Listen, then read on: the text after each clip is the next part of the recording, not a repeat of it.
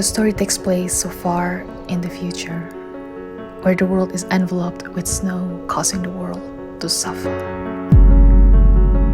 Due to the limitation of resources, electricity, and foods, frightening things are bound to happen. Poverty, slavery, degeneracy, desperation, and religion as a salvation. There exist some people who are called the blessed, where they have quirks or special powers that normal humans do not have. Not all the blessed are treated the same. Some are high figures in the government and are considered to be close to the God, but the rest are treated as subhumans.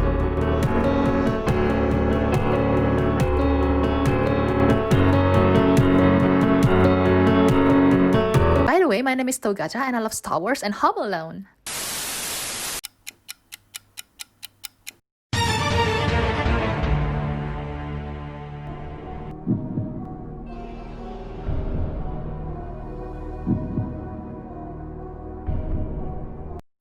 That's exactly how I feel about Fire Punch. Starting from Volume 2, the story is now farther away from being dark and brutal and goes towards edginess and absurdity. But again, what do I know about living in the Ice Age anyway? Maybe strange things are to be expected. Unfortunately, the flow of the story drastically moved towards cringeworthy comedy, and I was not sure what the author was aiming to get here.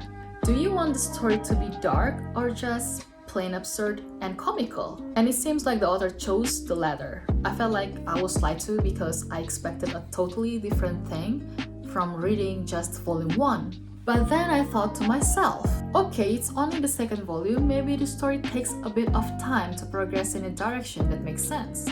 Maybe I'll get used to it. Well, big no.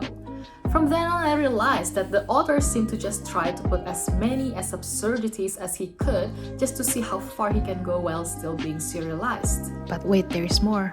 Until around volume 4 and 5, the story is now less about achieving certain goals from the point of view of the protagonist, but now more towards the world's condition in general.